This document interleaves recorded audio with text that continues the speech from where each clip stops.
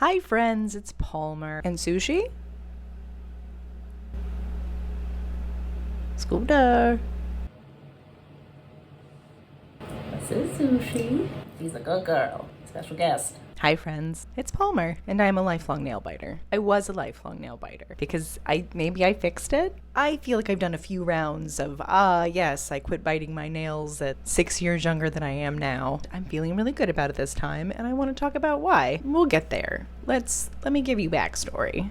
I can't clearly recall a time when I didn't bite my nails. It's not uncommon in young children, but most grow out of it. I think most nail biters, am a stress/anxiety biter. Thinking back to some of my earliest memories of biting my nails, I can basically always associate it with school-related stress, like doing homework or taking a test. I feel like it wasn't until late primary, early middle school when I really started to connect, like, oh, my nails are extra ravaged and painful after a math test. In hindsight, this seems like adding terrible insult to injury because I hated math and I was never good at it. And having to take a math test felt like being marched through one of the circles of hell anyway. And then to get through it, and your fingertips are all bitten to shreds and you're embarrassed about them the rest of the day. Woof, woof, woof, woof. I remember a carpool mom commented on my terribly bitten nails once, and I think she meant it in a very empathetic, like, oh honey, that looks like it hurts way, but the emotional damage was high and clearly still is, because we're still talking about this honk years later. Anyway, nails have been a hard topic for me for the entire span of my years. I've always wanted naturally long, beautiful nails, and I've never been able to achieve them because of my nail biting. I have a nail inspo section of my saved post on Instagram. I have a nail inspo board on my Pinterest. I love beautiful nail art, especially anything ethereal or goth. I adore Sammy Jeff Coates' nail reset videos. They're so satisfying. She always gets such cool art done. And I've done every stupid ass thing that you can do to your nails to try and get mine to look even close to this beautiful. I've gotten every kind of like nail extension, every like acrylic, hard gel, soft gel, dip powder, that like thick paste that you squeeze into a mold and then like press on your nail and cure. I've tried teaching varying degrees of home cosmetology to myself. This is me 2 years ago outside one of those beauty supply stores where you can only go in and buy something if you have an actual esthetician's license. That brings us to the more recent past, 2020. I've had 1 cup of coffee, and that might be too much coffee, but I do want more. This brings us to the recent past, like 2023, 2024, which I think of as the years of the press-on nail. It felt like in the past couple years, just everyone's been discovering press-on nails as this cheaper, easier option to salon nails. I swear I remember Amy Chang making a video about switching to press-on nails in a video last year. I looked, I can't find it. Maybe it was a series of stories, I don't know. But the buzz around, I think especially high-quality, handcrafted press-on nail art got kind of big, and I got super into this idea. I was ready to go all in on press-ons. I bought a few cute sets from makers on Etsy. I decided, what if I learned to do them too? So I got stuff for that. I have this stuff like this laying all around my house, like an e-file in here. I have all this stuff. So after like a year plus of trying to make this work, trying to become a press-on girly, I was reminded of why this never works for me. I seem to be forever trapped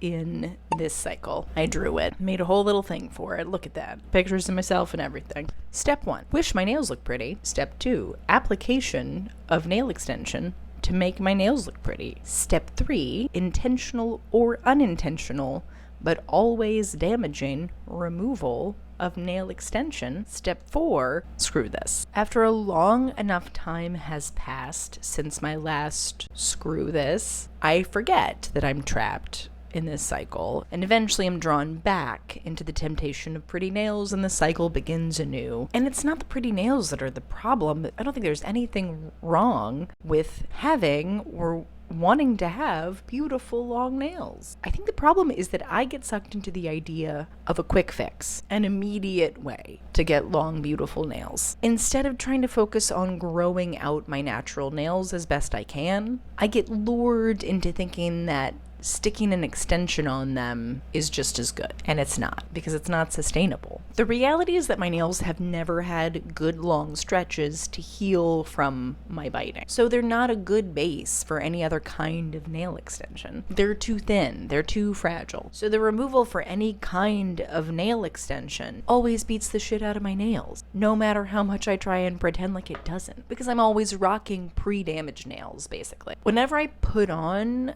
any type of nail extension, my thought process is that this will be sustainable, because I won't be able to bite the natural nail under the extension, and the natural nail will, as a result, grow out healthily underneath. But even when that is the case, the removal process always causes damage to my nails, which completely negates any healthy growth that may have been happening and leaves me with perpetually beat up nails. Polymer nail extension removal doesn't have to be damaging. If you listen, here's the thing. I am pretty clumsy. I flail about. I knock into things. And I use my hands for a lot. I'm a big plant person. I dig in dirt pretty routinely. I have 2 kitties that need intense scratches. I'm not great about remembering to wear gloves when I wash dishes. I knock nails off all the time. Even if I've had them professionally done, I always end up losing 1 or 2 before the others, getting frustrated with them, and taking them off myself, usually in a rush to get them all off at once, which, you guessed it, is damaging. If I've had them done professionally, should I return to the person that did the nails to fix them? Yes. Here's the thing. Here's another thing. I don't love nail salons in the first place. I've had salon workers point out and make fun of my bitten nails. So I don't like going. I don't like the atmosphere. And the thought of having to sit a long time to get pretty nails done, and then having to go back a few days later snaggle-handed because I inevitably knocked off a nail, and I have to bring it with me sheepishly and ask to have it please put back on because I'm a goofy lunatic who knocks off a nail right away every time. I can't. That's too much for me. That's too much driving. That's too much confrontation. That's too much time in a nail salon. I'm just not. I'm sorry. And rant. I'm sorry. Sorry, not sorry. I literally just realized filming that I need a lav mic so that I can gesticulate and talk with my hands more. Life's funny. Anyway, after many years of long battle in the nail arena, I'm now trying to embrace the fact that I'm just gonna have to work on the health and strength of what I already have. And I think in my heart of hearts, I maybe could have figured out a plan on how best to do that, but I ran across this video by Isabella DeMarco. She's been growing her natural nails out since she was 17. The mind boggles. Nail culture when I was 17, like nail culture for me at 17, was these Bath and Body Works color drops polishes with the little charms that came with them, and these badass hard candy nail polishes with the matching jelly rings. I could just die. Some princess somewhere had all of these polishes and all of the jelly rings. Some lucky lass had the clueless Cher's Closet version of matching your nails with your jelly rings. Anyway, in this video, Isabella lays out a routine to get to different levels of healthy nail growth. And all of her steps really check out with what I know about nail health after years of trying to deal with constantly damaged nails. So if you're interested in her process and her steps, please watch the video. I think there's great actionable advice in there. What stood out to me is that along with practical advice like moisturize, become a hand cream person, she addresses some of the mental work that has to be done alongside that in treating your nails like, as she says, jewels, not tools. And one of her steps is, in my opinion, kind of a mix of both practical and mental. You could maybe even say spiritual if you wanted to. So she suggests keeping nail polish on your nails basically all the time, mostly to help protect from water. And she suggests taking time once a week to take off the old polish and basically give yourself a simple manicure. Clean under the nails, file them with a crystal file, repaint them, cuticle oil. Pretty simple, pretty practical. Doing this basic nail maintenance every week will help keep your nails from breaking and will support nail growth in a physical way. But in my view, a key component of this is also the attention you're paying to your nails every week when you take the time to do this, to ritualize the process of caring for your nails. Casual editing, Palmer here, cutting in. When I wrote what I wanted to say in this video initially, I left this part of the script kind of unfinished. I just thought my floating ideas about this coalesce naturally as I was saying them, or that I would be able to cobble together a message in the editing room, which is... It's all the same room. This is my Hollywood. But neither proved true, and I wanted to have a clearer message here. So here's what I'm getting at. While I don't think it was intentional on Isabella's part, aspects of her 10 steps to nail growth, her nail health advice, in my opinion, can fit well within a spiritual or metaphysical framework if you want to put them there, right? If you care to put that spin on them, if that's helpful to you for your nail health journey. In particular, giving yourself a manicure every week can be viewed as a devotional act, like going to church every week, making regular offerings to an ancestor or a deity, like observing sacred holidays.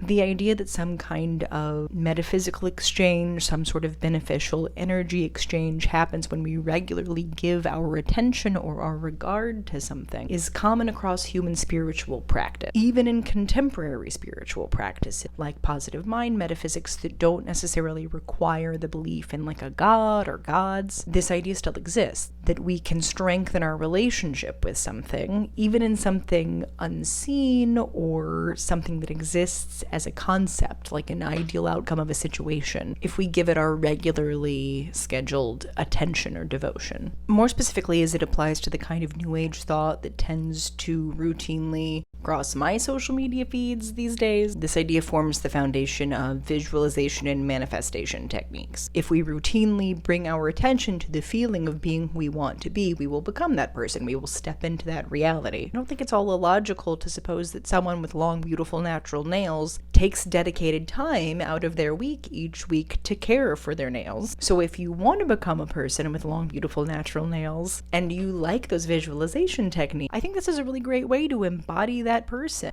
My nails feel more cunty when I've got them all freshly painted and cute. Taking the regular ritualistic time to get them clean and fresh and nice looking can help, I think, anyone step into that energy more regularly. I think if you're someone who works with visualization and you're trying to quit biting your nails, you can bring your imagination pretty powerfully to bear on that technique in other ways too. You can try and bring in the feeling of your nails being physically heavier and longer. You can imagine the feeling of the clicking you can do when you have long nails on a table or a keyboard. There's so many fun sensory things that go along with having long nails. For me, that's part of what makes them fun. So if you have some sense memories of having longer nails, having acrylics, having press-ons, it might be helpful to bring some of those niche nail related sensory experiences into your visualization and your imaginings. And it might be especially helpful to do that when you have freshly manicured and painted your nails and you're feeling extra cunty. The last metaphysical interpretation of the nail routine that I want to do for now is that it reminds me a bit of animism in the KonMari tradition. And if you're like, Palmer, what the living fuck? Marie Kondo, founder and face of the KonMari Magic of Tidying Up tidying system, worked as a Shinto shrine maiden in high school and brought some ideas from Shintoism to bear on her cleaning philosophy. Namely animism, the idea that things we may think of as inanimate or without consciousness have a kami or a divine spirit within them, and that these kami are deserving of respect and regard. Within Shintoism, kami tend to be things directly related to the natural world. Rivers, mountains, animals, storms, the sun, but even things like ancestral spirits. The way this appears within KonMari is that it kind of asks you to show an individual respect for the objects that you own, as if they have a kind of kami. So the example I wanted to use here is a purse. In the KonMari tradition, philosophy, practice, whatever, you leave for the day, you take your purse with you, you go about your day, you come home, and when you get home, you take everything out of your bag, and this is showing respect to the bag. It worked hard all day, it carried things for you. Now you're giving it some time to rest, showing some respect, some care, attention. Once you've emptied your purse of its burden, you place it in its designated spot in your home. It's home within yours. And this does a few kind of genius little things. It keeps your house less messy on a couple of different levels, but one, because you're putting your purse in its designated spot every day rather than flinging it onto the couch or whatever. And taking your stuff out of your bag at the end of every day helps you keep eyes on what you have and what you've accumulated throughout the day. So you're better empowered to throw things out that you don't need anymore. I think we all maybe know a person with a purse that's just years old CVS receipts, just becoming more crumpled and flattened, tenderized by house keys and car fobs by the day. Marie's really big on keeping stuff within your line of sight. She likes things to be hung up or displayed so that you're visually reminded of what you own. Say you have a nice wine-colored lipstick. If you pull it out of your bag at the end of the day and stick it in your little door tray or whatever, instead of just leaving it in the darkness of your purse, you're seeing it, you're touching it, you're giving it a bit of attention. And in doing so, you're creating this reminder that you have this cosmetic item. So you're less likely to forget about it and maybe even like buy a new one because you forgot about it. It's like going through your spice cabinet before you go to the grocery store so you don't end up with a spare smoked paprika. But your spice cabinet is your door tray. Grocery store is for marketing emails. So here again, a habit of routine attention fuels something positive growth, positive development. Here, the attention or the energy you're bringing to your objects is helping build respect for the things you own. Benefit being you have a neater space because you're showing more care to the objects within it. So I don't know, I'm not saying imagine your nails as 10 little tiny nature spirits that need appeasing, but now that you mention it, that's pretty cute, so why not? But also, I think the KonMari take on animism applies to this larger idea that something good beyond just the physical comes of focusing your care and attention. Focusing your attention in a loving way, I might add.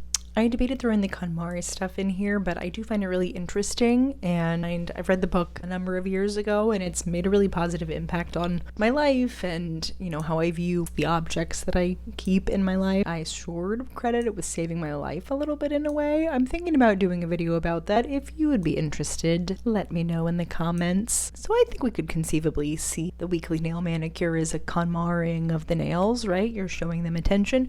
You're reminding yourself that you have some and you don't need to buy any more plastic ones. I just think there's something more to this ritualized nail practice that is greater than just sort of the practical mechanics of filing your nails helps them not break. I'll leave the metaphysics here for now. I'm just gonna put a pin in the topic. If you find it interesting, please let me know in the comments. I'd be down to have more videos on such things. This is already a deviation from the norm as far as my videos go, so we'll just do baby steps. We'll just do baby steps for now. So Isabella's very first step for nail biters like me to get out of level 0 nails, which are nails that still have some damage on the nail bed from biting or nail extension removal, and get to level 1 is to stop nail biting, which is super easy, so that's great.